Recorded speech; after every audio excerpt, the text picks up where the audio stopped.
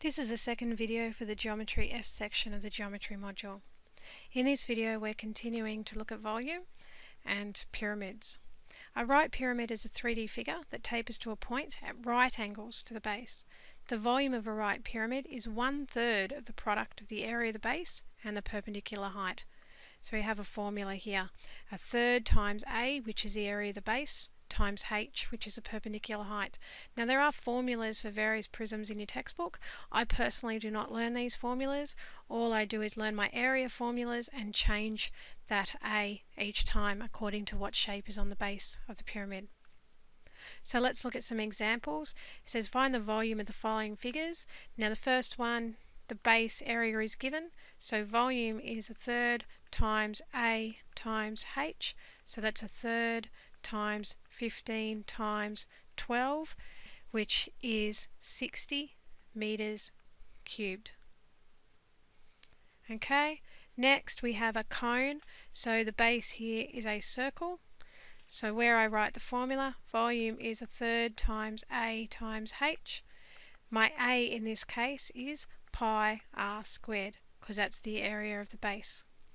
Then I've got 1/3 times pi times 6 squared times my height of 7, which gives me approximately 264 centimeters cubed. Next one, I have a pyramid, so it's got a square base. So my volume here is 1/3 times A times H, so it's going to be 1/3 times 15 squared times the height of 8, which gives me 600 millimeters cubed. Okay, next we have a compound solid. It's made up of the pyramid on top and the rectangular prism down the bottom. So I'm going to work out the volume separately. Volume 1, volume 2. So volume 1 in this case is my rectangular prism, so it's going to be 3.6 times 2.5 times 3. Now note, I'm doing this differently to the example in the textbook. I'm just working out the volume of each shape to start with, and then I'll add them together. Okay, so that 3.6 times 2.5 times 3 gives me 27. Volume 2 is going to be 1/3 AH.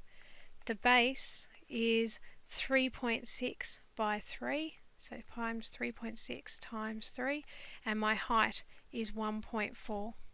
So working that out on the calculator, multiply across,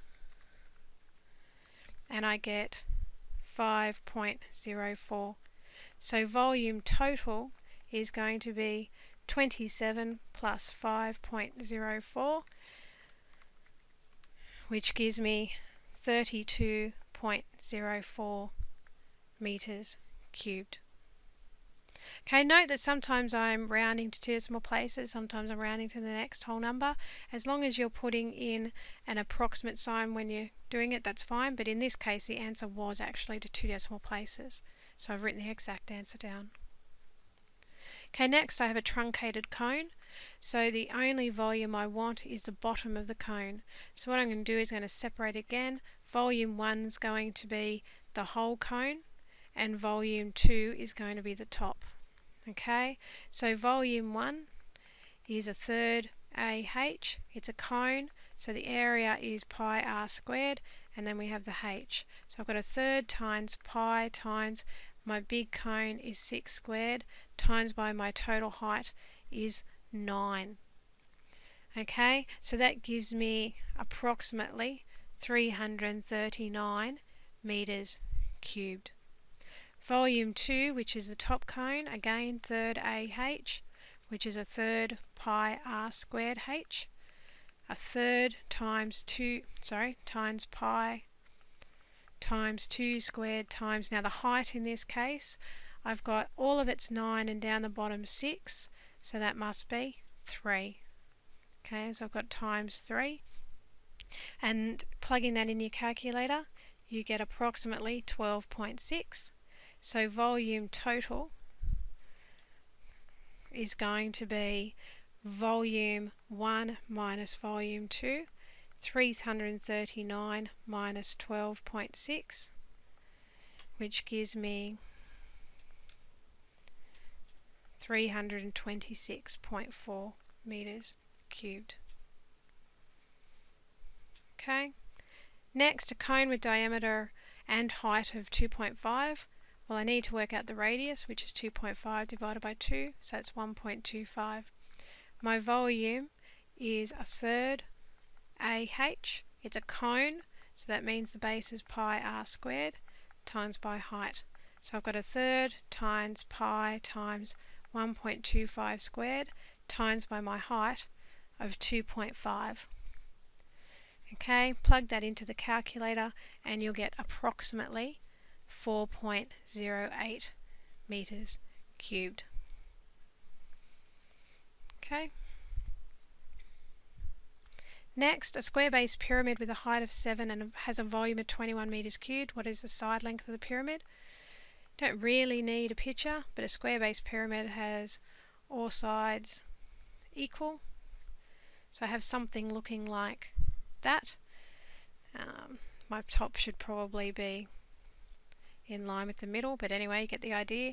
So 7 meters, square base pyramid, we don't know what the side length is, so I'm going to let that equal x, and the height is 7 meters, and the total volume is 21 meters cubed. So volume is a third times the area of the base times by the height. In this case, the area of the base is going to be x squared, because it's squared, and my height is 7, and my volume was 21. So to start with, I'm going to get rid of that third by multiplying both sides by 3. So I get 63 is x squared times 7 is 7x squared. I'm then going to divide both sides by 7. So I get 9 is x squared. So x must be 3, because we can't have negative 3 because we're talking about a side length. So therefore, side length is 3 meters. Next, how many milliliters does a glass in the shape of a truncated cone shown below hold? Very similar question to what we had before. Note that that 12 belongs to that distance there. So we need to work out two different volumes. I'm going to do volume of the big cone first is a third times the area of the base times by the height. So a third pi r squared h. So that becomes a third times pi times 4 squared times by my height of my total cone is 20. Okay, so I'm going to leave that pi there because I'm going to be working out in two different steps. So what I'm going to do, and I haven't done this before, so I'm going to show you how to do it. So I get 4 squared times by 20 is 320 over 3 pi. Okay, so I'm going to leave it like that and show you another way of working out. Then volume of the small cone is a third area of the base times by the height. So a third pi r squared h. So a third times pi times, here my radius is 2.5 squared, times by my height of the little cone. Well, the whole thing's 20, the bottom bit's 12, so that must be 8 centimeters. So it's times 8. Okay, again, I'm going to go 2.5 squared times by the 8, and I get 50 pi over 3. So when I work out my volume now, or volume of the bottom, it's the volume of the big minus the volume of the small. So 320 over 3 pi minus 50 pi over 3. Okay, 320 minus 50 gives you 270 pi over 3. Okay, so I've got 270 pi divided by 3. So 270 times pi divided by 3, and I get approximately 282.74, and that is in centimeters cubed. Now, 1 centimeter cubed equals 1 milliliter, so therefore it's 282.74 milliliters. Okay, it's a worded question, so I should finish with a worded answer. Therefore, volume of the truncated cone is approximately 282.74 milliliters. What now? Practice time. Exercise Geometry F2 in the textbook.